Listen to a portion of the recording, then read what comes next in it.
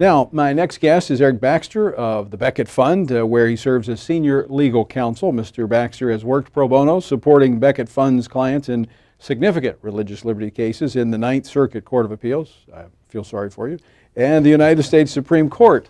Most recently, in December, Eric filed a lawsuit on behalf of Colorado Christian University over this contraceptive mandate. Eric, thanks so much for being with us. Thank you for having me.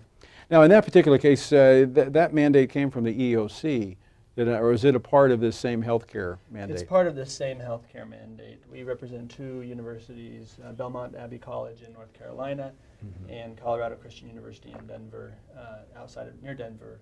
And we just filed this morning a third lawsuit on behalf of EWTN, the Catholic Broadcasting Station in Alabama. I imagine there's probably going to be more in this process, as people are just now beginning to see, although this was announced in August of last year, people are now beginning to see that it's coming. That's correct. We anticipate a number of private organizations will be filing, as well as some state attorneys generals have indicated that they will be filing a suit. Well, Eric, I want to get to some specific questions for you as an attorney that's argued this particular case. First, we're hearing from a number of religious leaders. As heard for Richard Land, before him, Bishop Nicholas, that said that they're not going to comply. They're not going to violate their conscience to comply with this mandate of big government. What's at stake for those that do not comply? Yeah, the penalties are very oppressive. There's, first of all, a monetary fine for those who do not provide the coverage that's required by the contraceptive mandate. And that fine is $2,000 per employee per year. So if you hire 200 employees, you multiply that by 200,000, you're talking about hundreds of thousands of dollars of penalties. And for larger employees, we're talking millions of dollars that they will have to pay every year. And the consequences go beyond that, because it's not that they will be able to continue providing the insurance without the contraceptive mandate, because all insurers are also required to include this mandate, and so it will be difficult to find insurance to provide. So you're, in addition to fining these employers, you're forcing them not to provide coverage to their employees, which creates, a great disadvantage when they're trying to hire. It puts a lot of people at risk as well. Puts a lot of people out of. But it also has the effect of driving up the cost of that health care coverage with this additional provision in there, does it not? That's correct. I mean, I think one of the numbers I saw was on average about $23 per recipient of health care would be an additional cost based upon this coverage.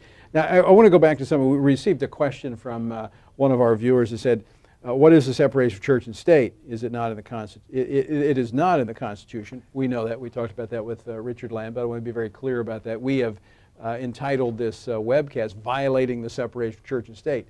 It's kind of a tongue-in-cheek, turning it on to the left, who's every time the church shows up in the public square, they say, you're violating the separation of church and state. We know that's the Establishment Clause. If there was ever an example of a violation of crossing that line of separation, is this not it? Exactly. I mean, the early Americans came here not largely because they were trying to avoid the interference of government in their religious beliefs. And it's almost unprecedented in modern history to have the government trying so directly to force religious believers to violate their conscience. And it's not only forcing them to purchase and pay contraceptives in violation of their beliefs, but it's also this concept of defining which religions are sufficiently religious or meet the administration's definition of religion in order to meet the exemption.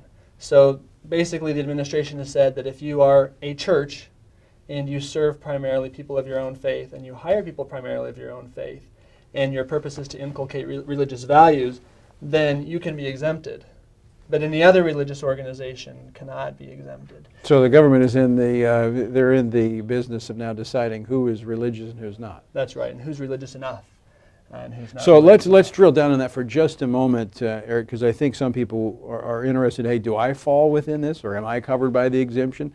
The exemptions are extremely narrow. As you pointed out, essentially it would only be a church that has no additional activities outside of conducting worship services and attending to the members of that church. Is that correct? That's right. And a primary, focus of many churches, if not most, is to, spread their faith and their religious beliefs. That's something that would possibly take them out of the exemption. So you have to be a church that's focused only on your own congregation, And even then, I mean, the kicker here is that the regulations still say that the administration may exempt you.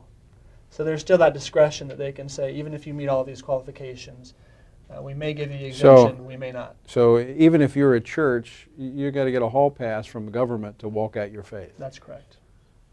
It's just unbelievable, the overreach. How can people find out more about what you're doing at the Becket Fund? Yeah, they can go to our website, becketfund.org. We have a petition there. They can sign the petition, let their views be known, and there's further information available there. We encourage people to support our efforts. Well, we certainly do here at the Family Research Council. The work that the Becket Fund does on religious liberty is some of the best. We're so happy to have you as a partner. You know, you got Kyle Duncan over there now, who is a former Louisianian, so I appreciate having that representation of Louisiana. Thank you. Eric, thanks so much for your work, and we'll look forward to working with you more on this. Thank you.